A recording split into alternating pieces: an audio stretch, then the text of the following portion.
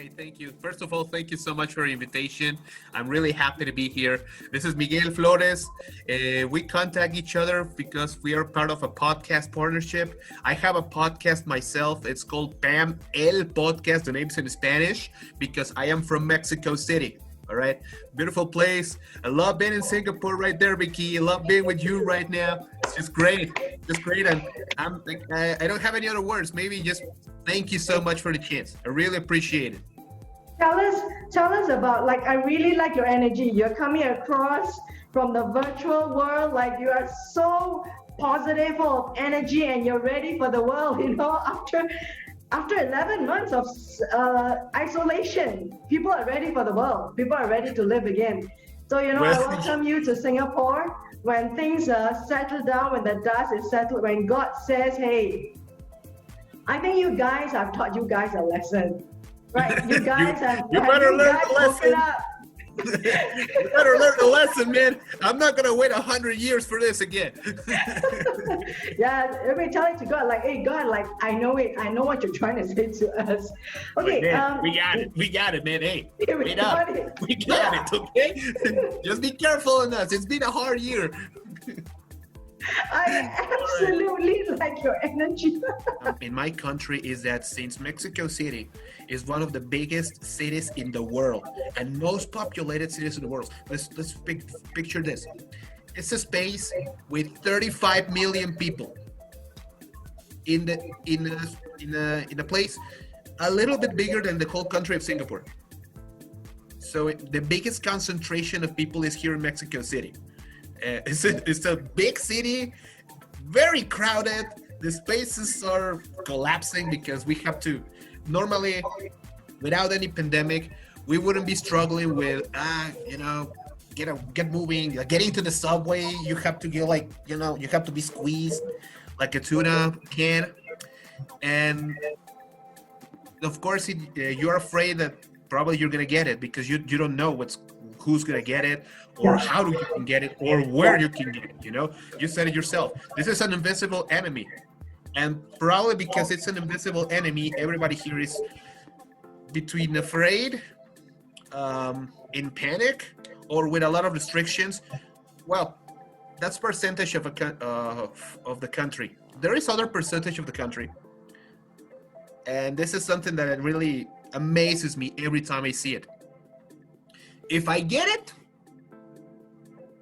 so be it. I will recover or I will die. I have two options. That depends on me, right? Well, at least that's what people think. Yeah. Okay, if I get it, okay, I'm gonna stay the hell away from my family because I don't want them to get it. There are some other people that still don't get this is a serious issue here in my country as well, because we have from everything here. We have a lot of opinions. We're about 120 million Hi, people in my everyone. country.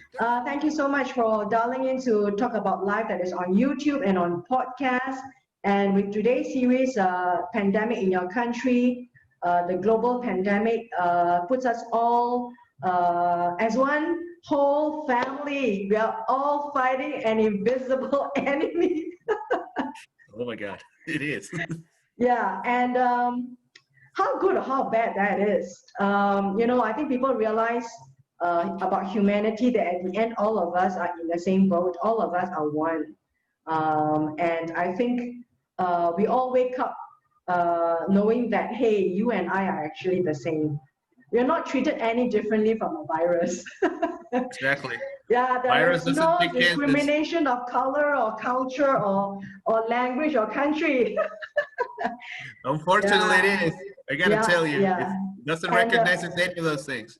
So I want to welcome Miguel to Singapore, and it's actually 11 p.m. 11th of November 2020. Talk about numbers, 11/11/2020. Okay. Yeah, so we have such an important topic, and I want to share with you some of my questions that I read online. Nowadays I don't read news from the papers or from the media anymore, to tell you the truth. I'd rather now spend 1 hour talking to you, a real person, and get the news from you. You Okay. know, Perfect. and it takes away all the mechanisms in between, whether it is an editor, an owner of a huge media company, you know, or as a policy or whatever, preferences, whatever, you know, we take it all away. It's just you and I. And then we just want to be, we just want to like give it to the world, what we think, what we feel, and in a very respectful way. And for me, I like to be really totally honest. And these are some of the questions that I want to hear it from you, rather than getting it from the Google News, whereby a lot of articles are just being copied, right? Don't worry, don't worry. You know, so You I have the want, information okay, ready, so don't worry yeah. about it, okay? Okay, Miguel, right. Thank Yes. you so much for being here. Say hi to the world and tell us about yourself and tell us about where you come from. So take it away. Okay, thank you. First of all, thank you so much for your invitation. I'm really happy to be here. This is Miguel Flores. We contact each other because we are part of a podcast partnership. I have a podcast myself. It's called PAM El Podcast. The name's in Spanish because I am from Mexico City. All right, beautiful place. I love being in Singapore right there, Vicky. I love being with you right now. It's just great, and I'm like, I don't have any other words. Maybe just thank you so much for the chance. I really appreciate it. Tell us about, like, I really like your energy. You're coming across from the virtual world like you are so positive, full of energy, and you're ready for the world. You know, after 11 months of isolation, people are ready for the world. People are ready to live again. So, you know, I Well, welcome you to Singapore. When things settle down, when the dust is settled, when God says, hey, I think you guys, I've taught you guys a lesson, right? You guys have better you learn guys the woken lesson. up? You better learn the lesson, man. I'm not gonna wait 100 years for this again. Yeah, let me tell it to God, like, hey, God, like, I know it. I know what you're trying to say to us. Like, Okay, man, we got it, man. Hey, we wait up. got it. We got Yeah. it, okay? Just be careful on us. It's been a hard year. I absolutely like your energy.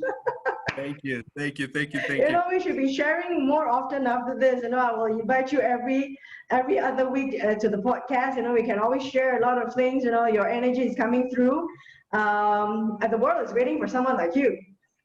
I Give us some appreciate hope. it. I hope they're ready for me because once I get out of here, the rain is coming, the storm is coming, and they don't know what's gonna hit them first. I gotta tell you that it's gonna be like bam.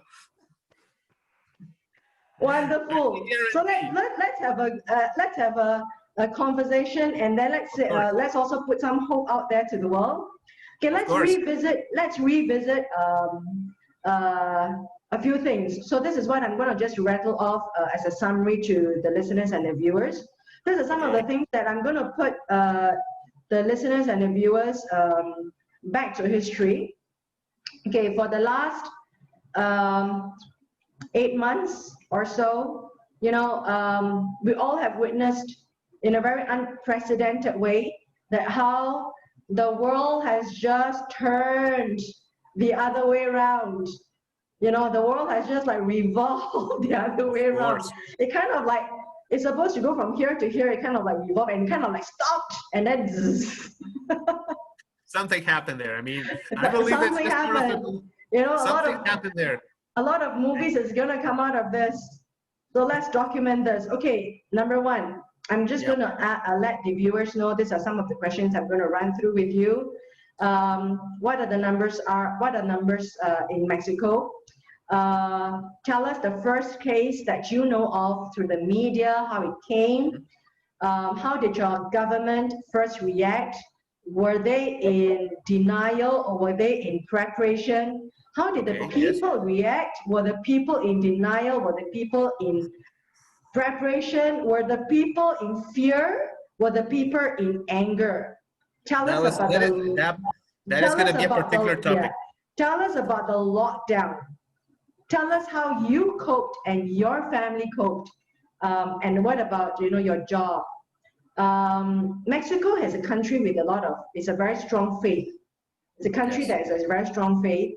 And then I see over the videos, people praying in Mexico and also in Brazil, in many, many countries in South America. People Latin go on, America in general. people go, some of these videos really encouraged me. It's like, I better go onto my knees and ask God for help. Oh man, you should see how we do it here. Believe me, you Okay, would be so impressed. tell us. Let me just run through the questions. Of course. And then at the start, about like even 7 or 6 months ago, the news came out. Mexico was fighting a hard battle, and so are a lot of countries. And the battle was fought in the front line of the hospitals, Yes, right? And definitely. and still is. That's why you and I are kept safe at home, because we don't want to be going out there to create trouble for people. Like, you know, because we've got so much respect for the medical people, we've got so much respect for them.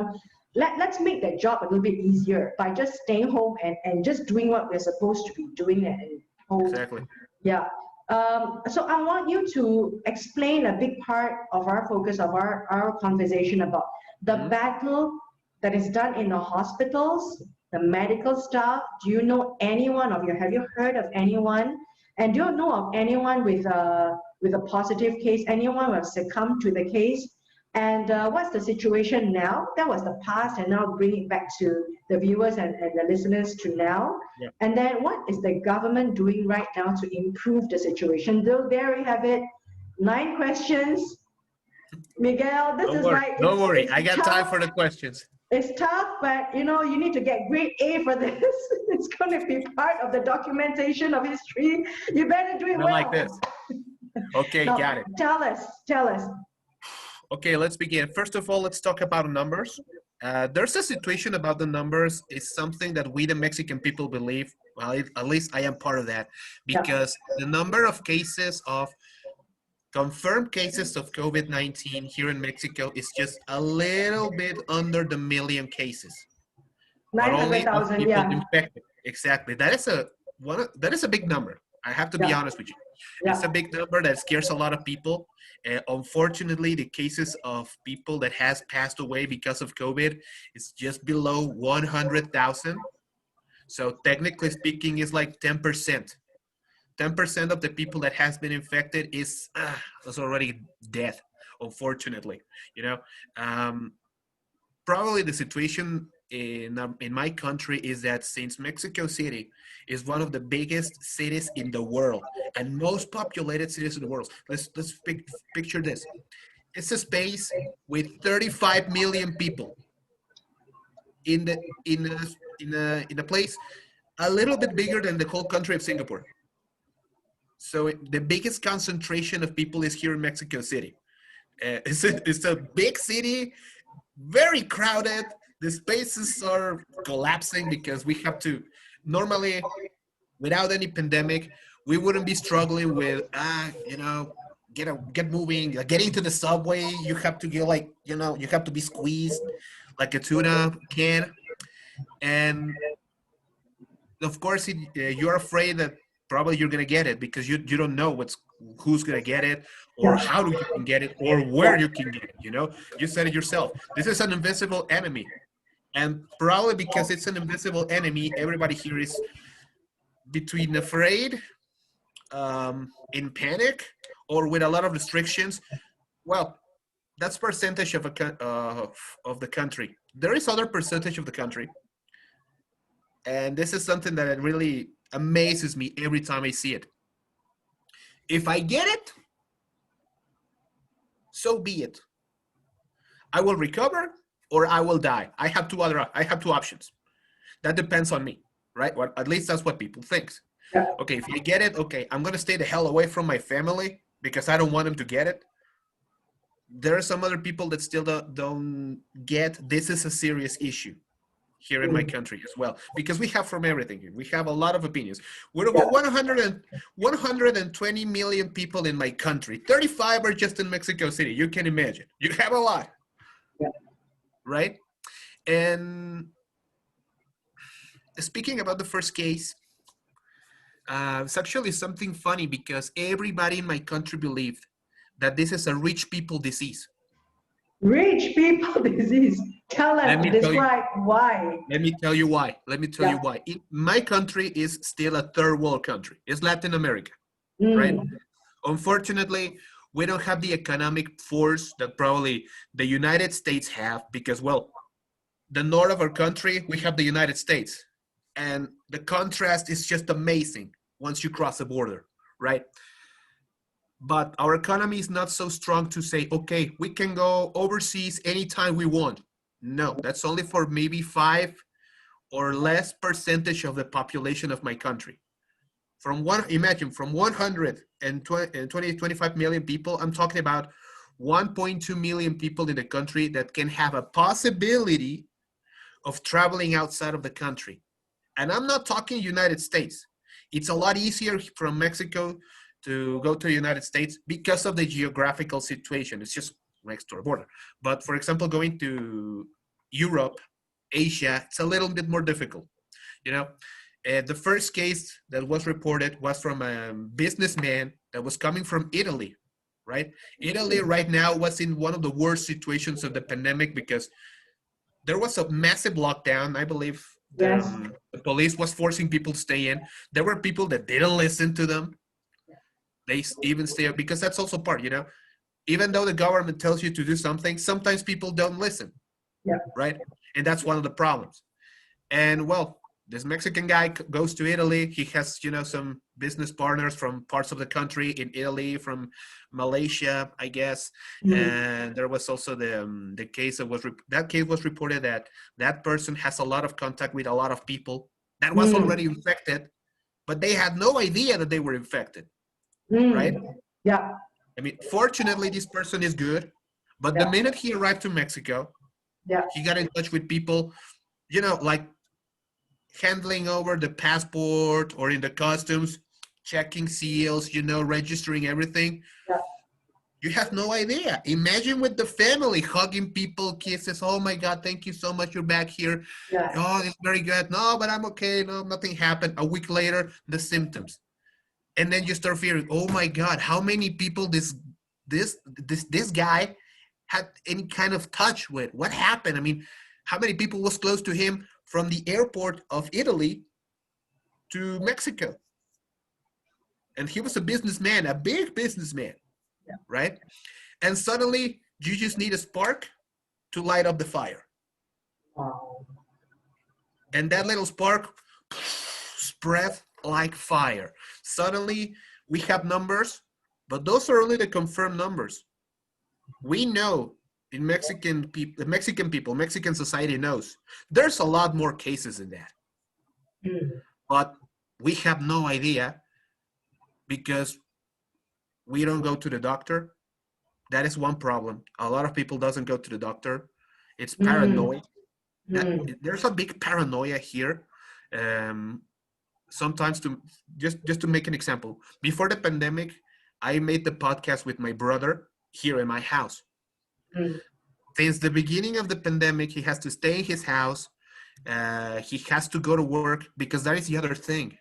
A lot of Mexican people cannot do home office. Probably 75% of the population in the country is forced to go out of their house because of the activity that they do. I You see. know, Okay. it's a big situation there. Little by little, a lot of companies are providing equipments, trainings, and everything. Laptops, Exactly. software. To Yeah. whatever you want. As basically this, as long as you have internet in your house, here is your things, here's your equipment, the laptop. It already has the software. Just Yeah. connect to the internet in your house and you're good to go. But not everybody can do that. For example, people that works in warehouses, people that works in markets, people that works in the street in general, the Mm. a Or very people big don't have percentage. internet connection in the house, or the internet wasn't like stable. They did not have the, like the software.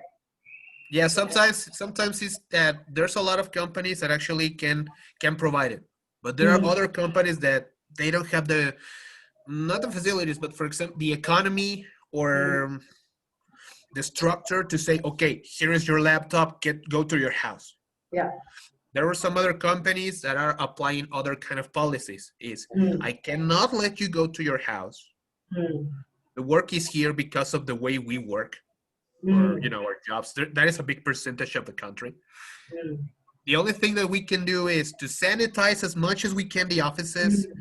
Before you get into the office, there's just this massive sanitization, Really? drill and procedure, so you can get into your work. And the activities that were completely stopped: Yeah. sports, culture, and the one that really hurts us the most: education. Mm. The schools were stopped. Yeah, everything has to be online. Mm, In Mexico City, you can say, okay, it's a big city. The only close to first world city that we have in the country is Mexico. After Monterrey, we have Guadalajara, Puebla, Querétaro, Tijuana, other cities that, okay, we can do it. There are other smaller places in our country that not everybody has internet, yeah. especially the regions that are close to the jungles or to the forest, the Mm, people that lives in the mountains. Normally, yeah. there's a lot of people that has Yeah. very low resources. Yeah. Internet is not even something they even consider, Mm. right? Particularly amazing, I mean, something really amazing is these people, the one that cannot go to school because of the place that they live and their economical situation, is the people that is not affected by COVID. They The are people are not ex- affected. yes, they are, because of the places that Yeah. they live far away from the Far cities. away. Yeah. There is just no way COVID is going to reach them. No way. Besides, they are farmers. Yeah. They live, by harvesting vegetables, fruits, farming animals. That's their lifestyle. You Yeah. know, So they were socially distant from the rest of the country. they were already socially distancing, Natural so that was social not a problem for distancing. them. At Yeah. least for COVID. At least for COVID. Yeah. But for the rest of things, that's a different story. Yeah. That's a So, completely so the different first story. case was someone who went to Italy and came back and kind of like it just went exponential, right? Yes. It's just like a smoke bomb that just go. Yes. It was, and you know what? It was so quick and it was so Mm, big, the wow. exposure. The government didn't stand a chance. I gotta admit, I'm not exactly a person that supports Wait, the when you current say government. okay, just slow down a little bit. When you say it's quick, Yeah. like what was the date that you do vaguely remember to the date that you think it was really exponential?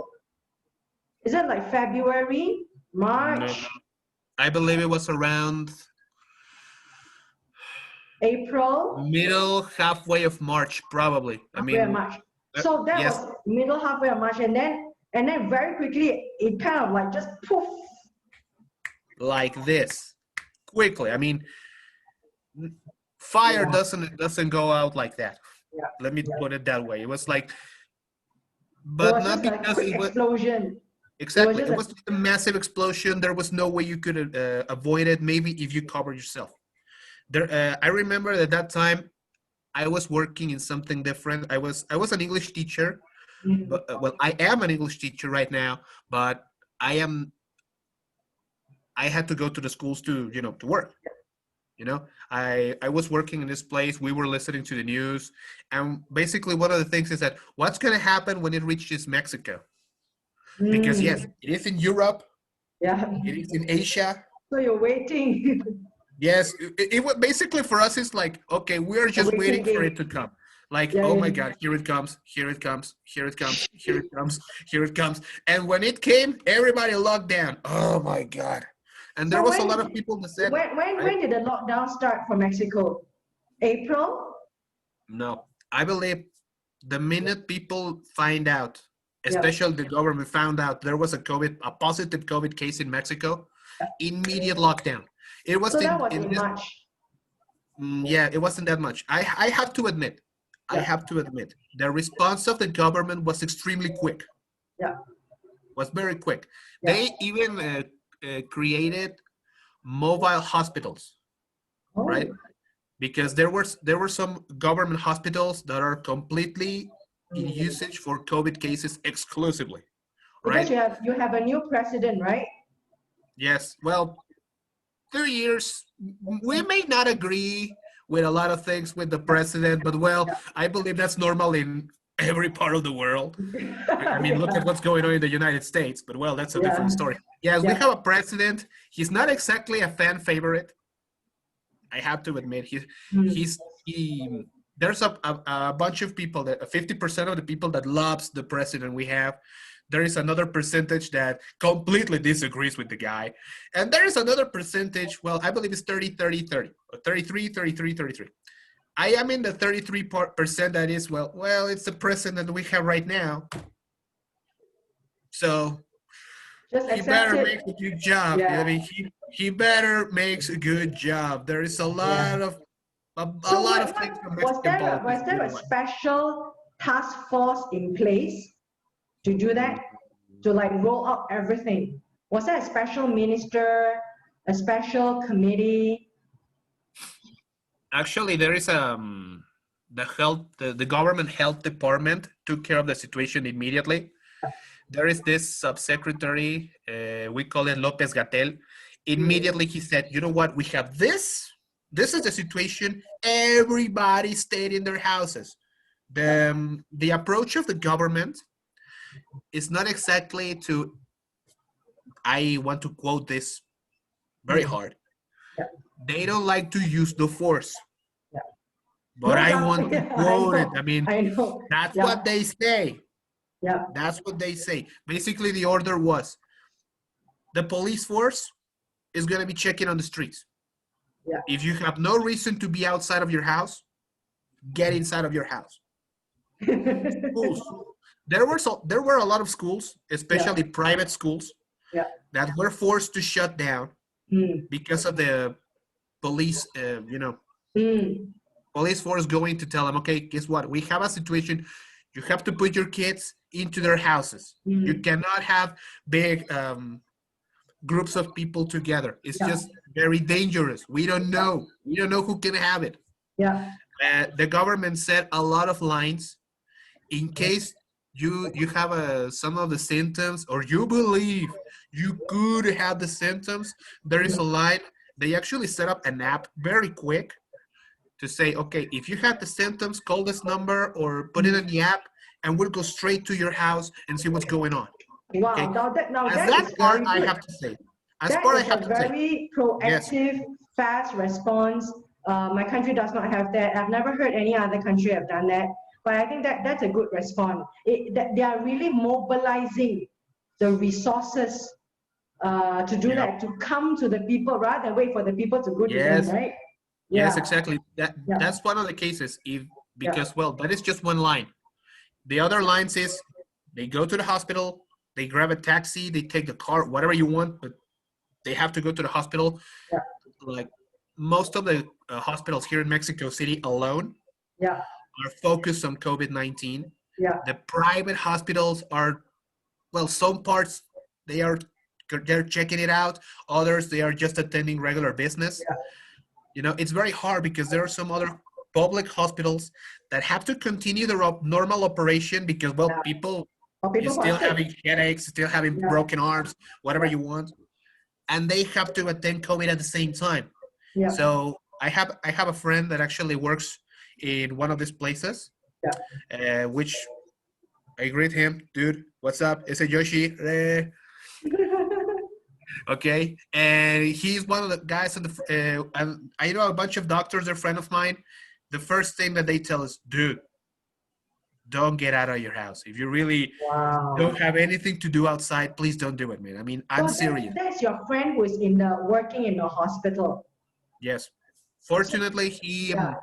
he So still doesn't have it. He what does he hasn't tell presented you? any. What does he tell you? What kind, he means it like he's like giving you guys a strong warning and you are the friends. It's like don't ever leave your house. Now, how did he communicate?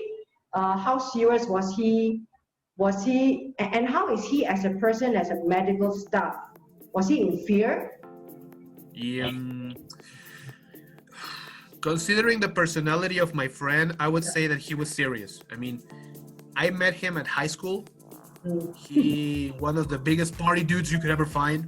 Wow. Party crazy, party hard. We had some great parties together. He went to medical school. I went to study communications, Yeah. and I had a family. Yeah. And the minute this situation happened, all the doctors that I knew were completely locked down in the hospitals working, you know. And well, not as if they cannot go to the hospital, but they have to take a lot of precautions, like double or sometimes triple special suits, sanitization all the time. Yeah. When they approach the people infected, it was very hard to watch it because they were taking the cell phones to say, okay, this is how the hospital is working right now. Can you see it? There's a lot of people here. It's very dangerous. Please, this is not a joke.